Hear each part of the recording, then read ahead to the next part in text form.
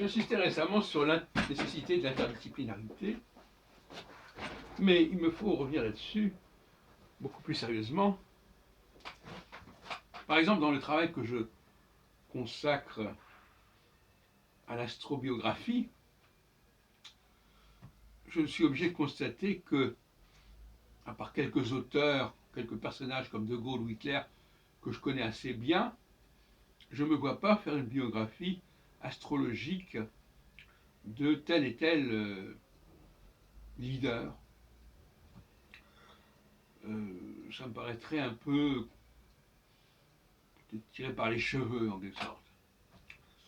Autrement dit, on ne peut pas ne pas recourir à des spécialistes, non pas de l'astrologie, mais de telle et telle époque, ou de telle et telle œuvre, ou de tel et tel auteur, ou de tel et tel personnage politique.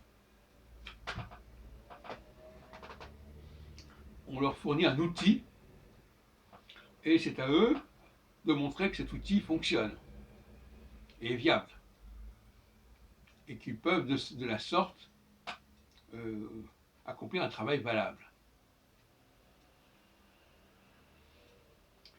À mon avis, ça c'est vraiment le test par excellence. Ce n'est pas aux astrologues de tester leur astrologie, puisque l'astrologie s'applique à différents domaines, à différents terrains, qu'ils ne connaissent pas nécessairement, en tout cas pas tous, loin de là. Et en tout état de cause, on s'est constaté par exemple que dans l'ouvrage de André Barbeau, paru en 1967, Les astres et l'histoire, j'ignore s'il y a eu des travaux d'historiens qui ont jugé bon d'utiliser cet outil, ce graphique, pour faire des recherches sur différentes époques. Or, tant que l'astrologue est seul, ou du moins uniquement avec ses confrères, à travailler sur un sujet aussi important que l'histoire, ou que la psychanalyse, ou que la littérature, ou que la politique, ça ne fonctionne pas, c'est pas possible, c'est pas viable.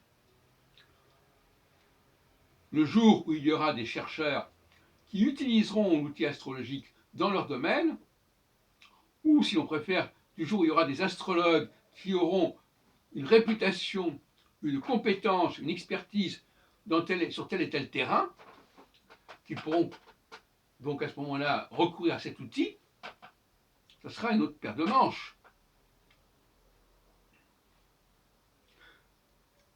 L'interdisciplinarité ici est absolument indispensable. Si l'ouvrage de Barbeau, si l'outil, le modèle de Barbeau de concentration planétaire, on l'appellera comme on voudra, pourquoi est-ce qu'il n'est pas 50 ans plus tard utilisé pour baliser l'histoire de l'humanité? Est-ce que ce sont les historiens qui ne sont pas sérieux? Pourquoi Barbeau n'a-t-il pas convaincu, pendant toutes ces années-là, les historiens de se servir de son outil? Alors je sais qu'il y a quelques biographies